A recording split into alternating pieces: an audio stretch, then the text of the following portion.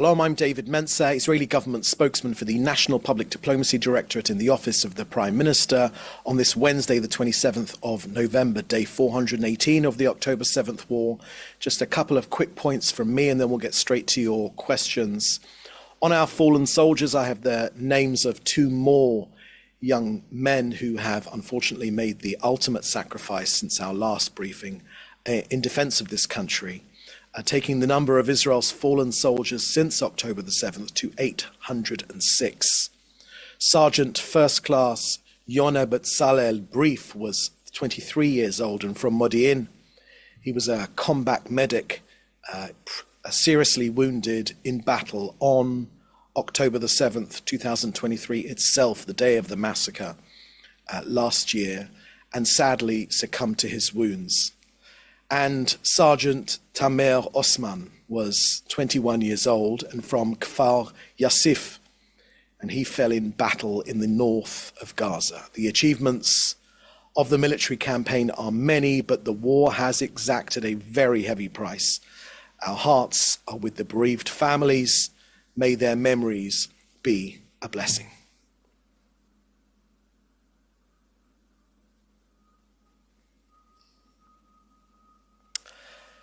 Now to the ceasefire agreement. As you know, the agreement in Lebanon came into effect this morning. From Israel's perspective, we certainly will adhere to the agreement, as the Prime Minister has made very clear. The length of the ceasefire depends on what happens in Lebanon. We will adhere to the agreement, but we will also enforcement. The key is enforcement. That's where these agreements have fallen in the past, enforcement. We will respond forcefully to any violation. With the US's full understanding, Israel maintains full freedom of military action.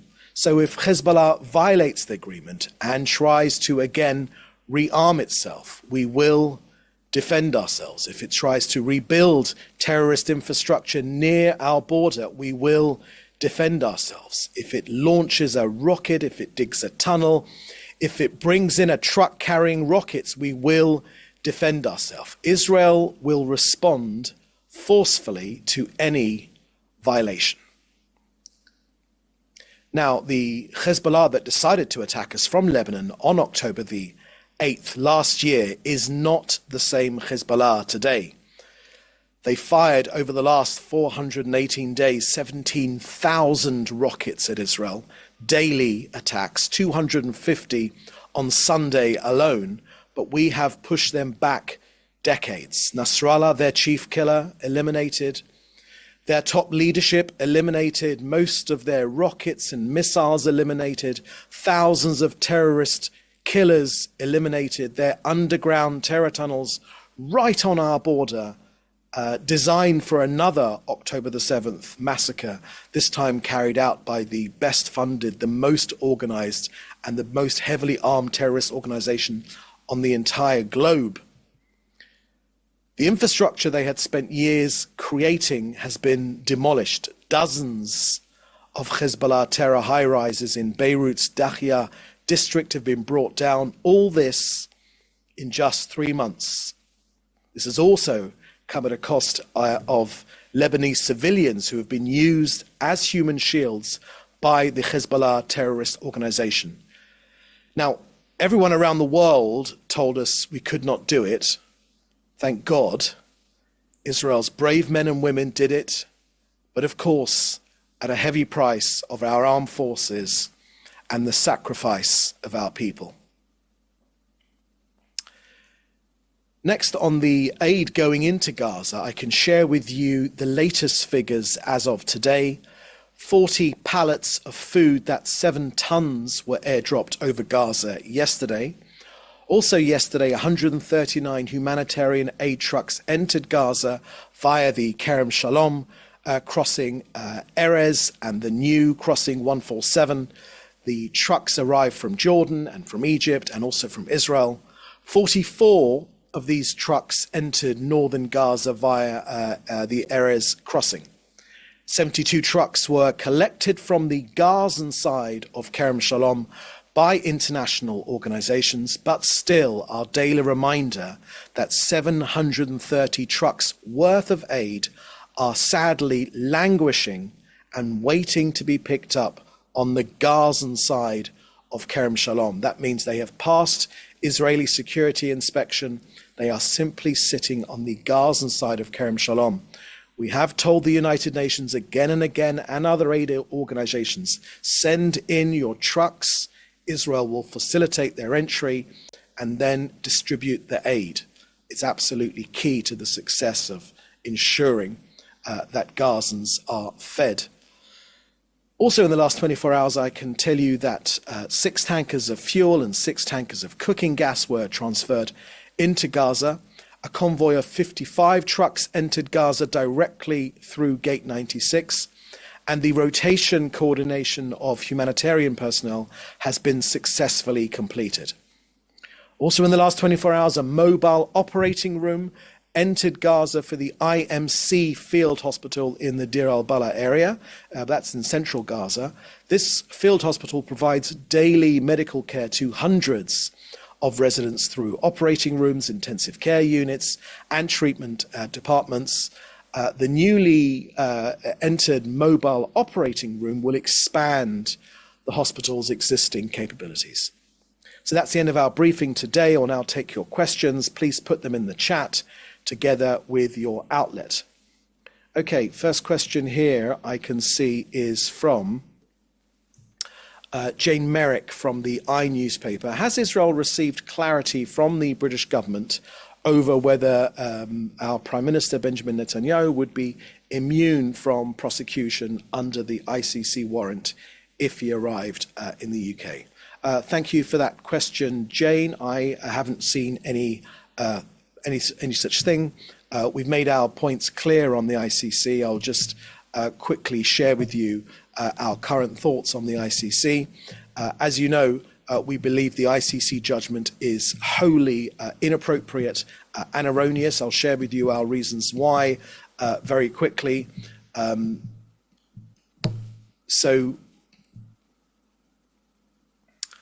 Firstly, we reject outright the issuance of the illegal arrest warrants against the Prime Minister, our Prime Minister, and the former Defence Minister. Since the beginning of this war, which began, of course, with the murderous terrorist attacks on Hamas on October the 7th last year, the State of Israel has acted and will continue to act in accordance with international law to protect our citizens. The court's decision is the epitome of absurdity. It places the attackers and the attacked alongside each other. It's an unparalleled moral folly. It's a black day for the International Criminal Court, which has today, we believe, lost all legitimacy to continue its operations. The court has no jurisdiction to discuss Israel's case. Israel is not a signatory to the court and not a member of the court, and it's made clear that we reject here in Israel its jurisdiction. Many countries and also international law experts have made it clear that the court is exceeding its authority and is acting without any jurisdiction in this case.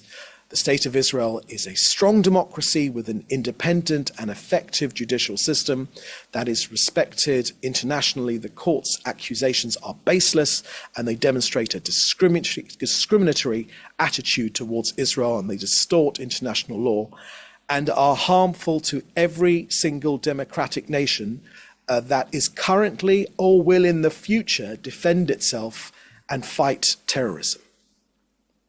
Okay, next question here is from Lior Soroka from the Washington Post. France said today it won't arrest the Prime Minister under the ICC warrant.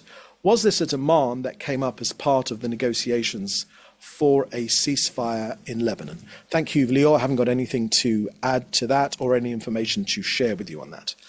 Next question is from Hannah Julian from the Jewish Press. 2 questions. President Joe Biden and US envoy Amos Hochstein have both said unequivocally the agreement has been designed as a permanent ceasefire.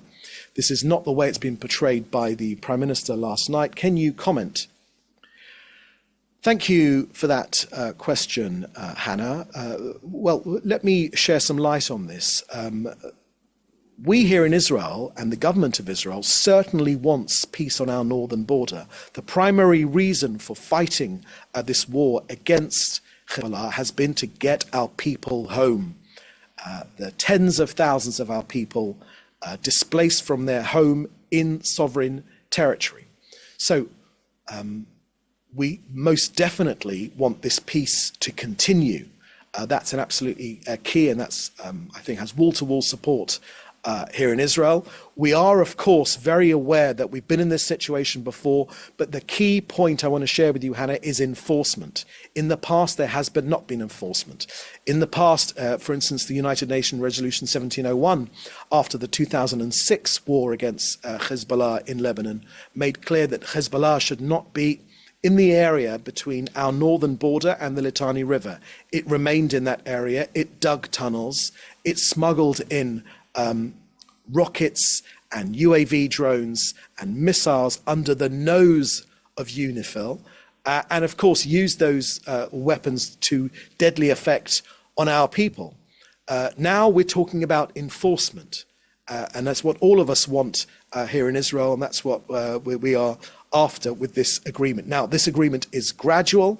Over the next 6 weeks, we want the Lebanese army to fill the gap where Hezbollah is right now. And we do, of course, want to maintain peace on our northern border. But no one should be in any doubt. Israel, while adhering to this agreement, the ceasefire agreement, we will defend ourselves. And I've made clear the reasons how, the why and how. Next part of your question, Hannah, is since the start of the ceasefire at 4 a.m. this morning, there have been 6 documented violations of the ceasefire, with Hezbollah terrorists already attempting to return to Kfar Kela across the border from Mutula. Does this end the ceasefire?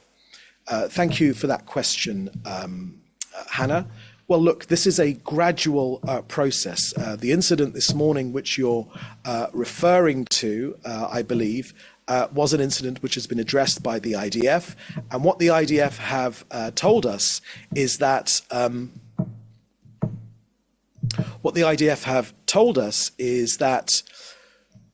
this particular incident, you're right, the ceasefire did begin at 4 a.m.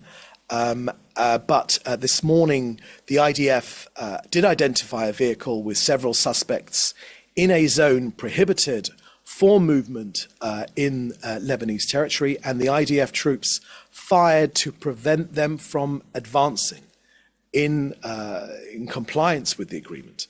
And the suspects have left the area. Now, I want to be clear with you, Hannah. From Israel's point of view, our Air Force remains ready to act across Lebanese territory, and our missile defense systems are still on a high state of defensive readiness.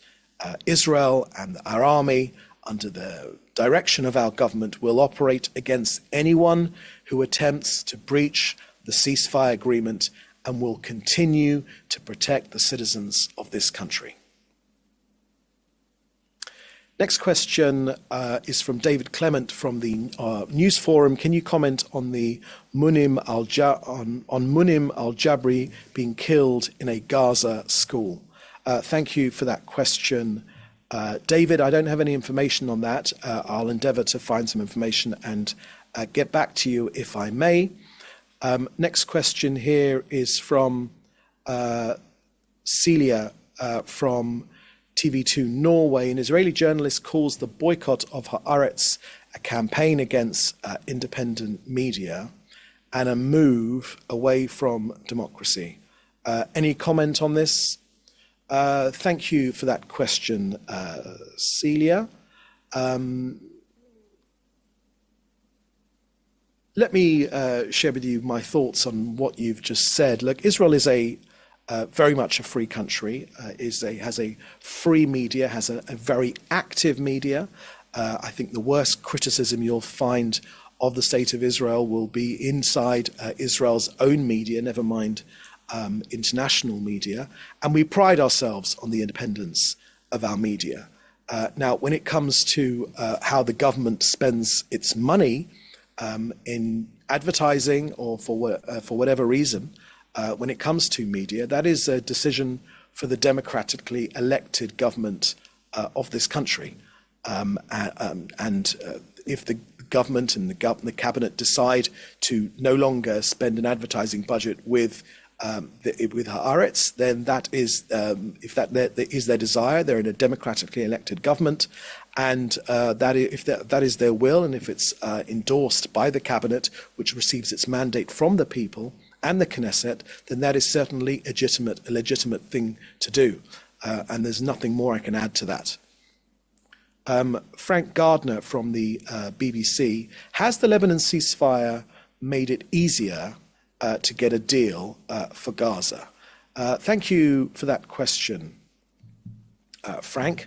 Let me, the Prime Minister addressed this particularly last night, and I'll share with you what he said. He gave 3 reasons why we've moved this forward. The third reason, I believe, that he shared last night was that this ceasefire, it separates the fronts and isolates Hamas. From day 2 of this war, Hamas has been counting on Hezbollah to fight by its side. So now with Hezbollah out of the picture, Hamas is left on its own. It will increase the pressure being put on Hamas, and that will help us in turn in our sacred mission of releasing our hostages.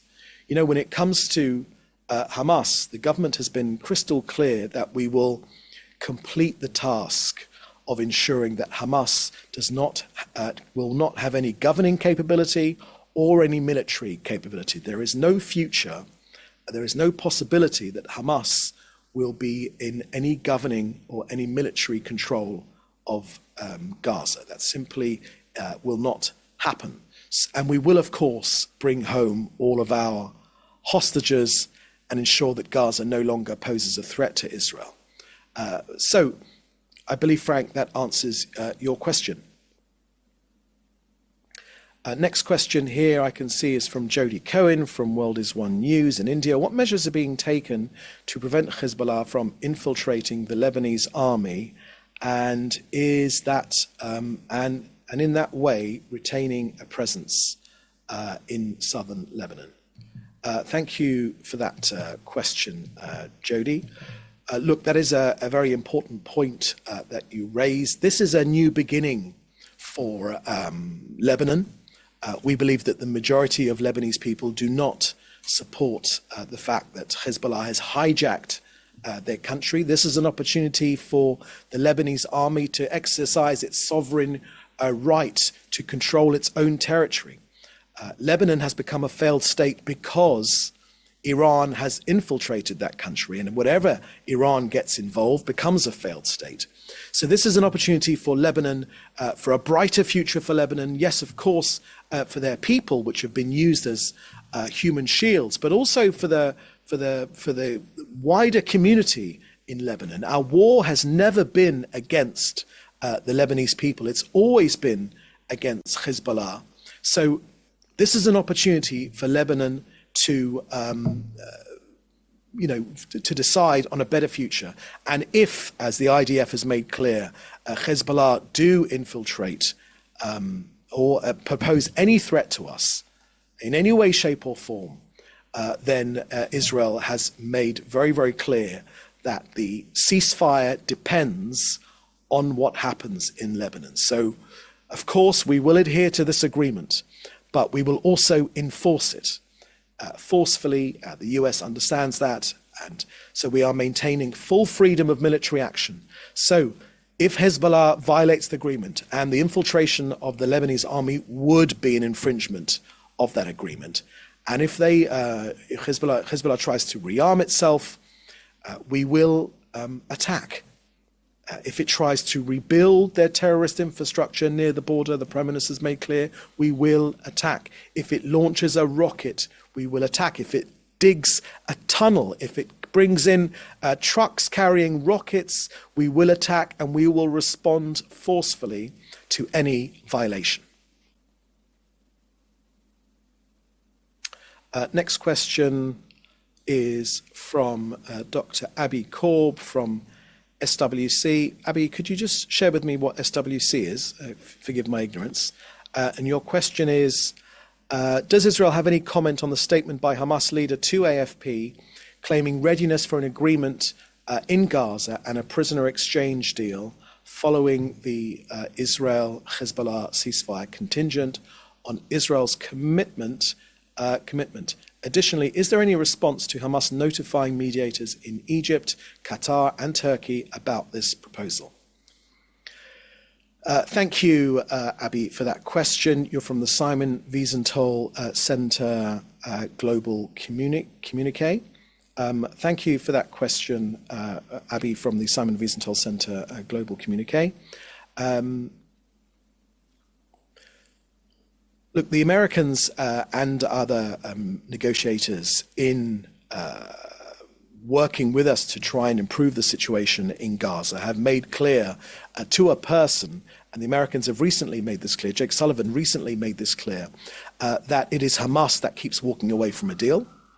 Now, that is what has prevented this situation from coming to a better conclusion. And when it comes to Hamas, we have a duty to bring back our hostages, and we will do everything in our power. 101 of them, we will do everything in our power to bring home our hostages. Now, as has been our custom over the last 418 or 19 days, we will not negotiate from the podium. Negotiators will negotiate in the way in which they do. We won't. So it'll be better if we here in Israel, from the government, do not share our views on this particular case, on this particular incident. But what we will say is that Israel is committed to bringing home all of our hostages. Next question is from Celia from TV2 Norway. Again, Norway says they'll arrest the Prime Minister in Galant or Daef should they come to Norway. Will there be a similar reaction towards any Norwegian ministers should they arrive in Israel? Thank you for that question, Celia. Well, on the ICC's arrest warrant for Daef, who was a ruthless terrorist killer, he's been brought to justice. So I don't think there's much chance that he'll go to Norway anytime soon. And in return to, in answer to the other parts of your question, look, Norway has now, unfortunately, a default position to support the terrorists. It's as simple as that. There's not any idea about being equal-handed or having an open-minded view of the situation which we're facing, or any support for peace or any support for bringing people together. They have simply made a default decision to support the terrorists. That is why, what other reason can you possibly think of to back an ISIS-like state, the creation of an ISIS-like Palestinian state on our borders? What other, which would only be a reward for the October 7th massacre. So no one here in Israel is interested in Norway's unfortunate default position to constantly favor the terrorists over the democracy defending itself against terrorism. Next, share with CBS. Has an Egyptian delegation arrived to Israel last night to discuss a Gaza ceasefire and hostage deal? Thank you, Sheer from CBS, for that question. I think it's a better idea if we don't address these issues from the podium here. That is not an admission that they have arrived or haven't arrived, but I will simply share with you the fact that 101 of our hostages are still in captivity. Many of them are dead, but many of them are still alive. It's an open sore in Israeli society. It's the Prime Minister's, he's made this clear that it is our number one objective to bring them home. They must be set free right now Every single moment they're in captivity is a humanitarian catastrophe, and it's against humanitarian law, and they need to be brought home right now, and Israel will do everything in its power to bring them home. Okay, that seems to be the last question. So thank you for joining us here today. In the meantime, you can contact us in the usual way. Please do stay safe and see you next time. Thank you. Bye-bye.